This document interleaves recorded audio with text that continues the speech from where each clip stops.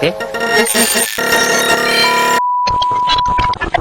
Alas 8 ng umaga nang mapagkasunduan ng bawat isa na mag-intayan sa may 7-Eleven. Simbahan po!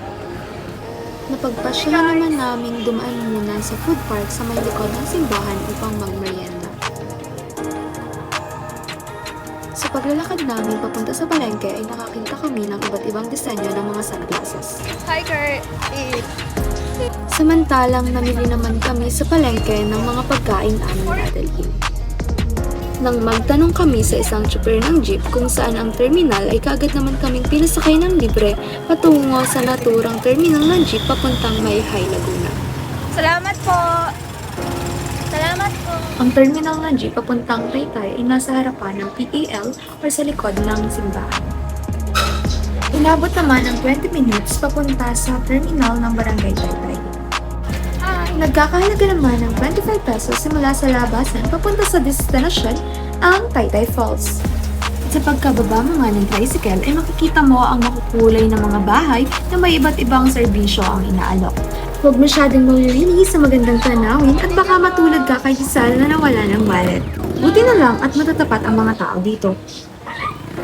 Humihinto naman ang mga turista sa multi-purpose hall kung saan dito magbabayad ng entrance fee sa halagang 50 pesos kapalit ng ticket.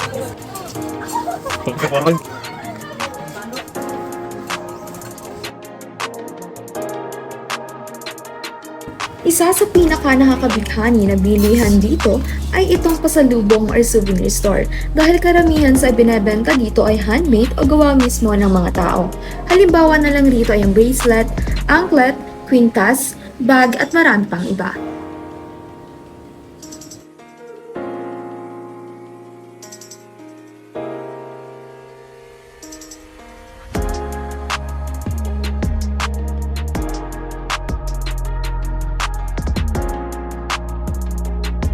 Bago pa man makapasok ay bubungad ang iba't ibang uri ng sasakyan ng mga turista.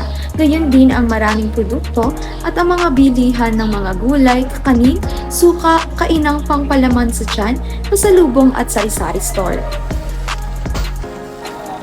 Ibibigay naman ang 50 pesos ticket upang makapasok sa naturang destinasyon. Bubungad ang mga ordinansa na pinusa para pangalagaan ang talon.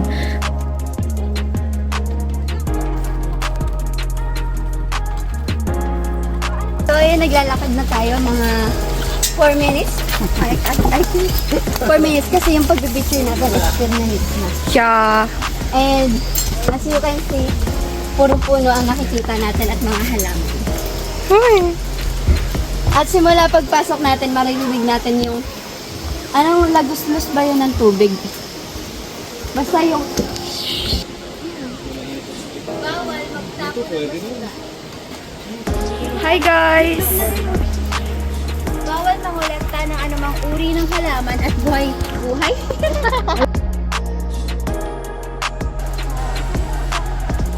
Sa aming daan patungo sa mismong falls, hindi namin maiwasang kumuha ng larawan sa bawat sulok ng daan. Hi!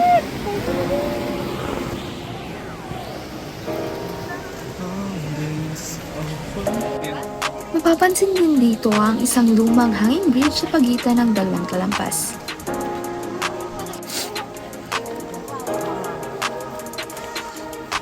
Ramdam na ramdam naman ang lamig ng simoy ng hangin papunta sa destinasyon. Mayroon din ditong mga comfort rooms, subalit walang kuryente.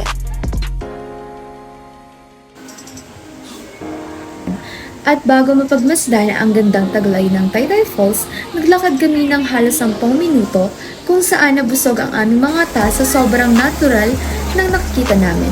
Punong-puno ng iba't ibang uri ng puno at mga halaman. Kasabay nito ang mga paalala para sa ligtas na paglalakbay ng bawat isa.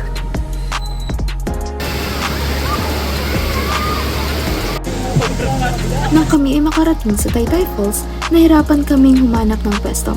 Punta roon, punta rito. Di alintana ang malalaki at natulas na bato na aming natatapakan.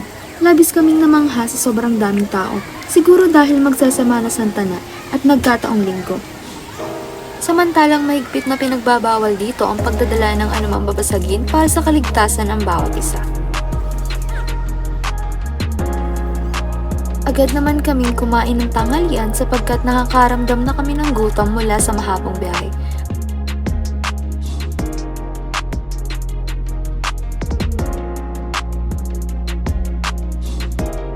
Pagkatapos nito ay dali-dali kami bumatad sa tubig. Sa lamig ng tubig ay talaga namang mapapatampisaw ka. Talaga namang sulit na sulit ang 50 pesos entrance fee at ang isang oras naming biyahe simula bayan ng Lucban papuntang Taytay Falls sa Mahayhay, Laguna. Isa itong magandang lugar upang mag-relax lalo na kapag weekdays sapagkat mas madami ang tao dito kapag Sabado at Linggo lalo na tuwing mahal na araw. Lumipat na rin kami sa mismong falls na may taas na 20 hanggang 30 feet. Sa kabila ng dami ng turistang naglalangoy ay hindi mo nang papansin sa sobrang lamig at ginhawang bumatad sa tubig.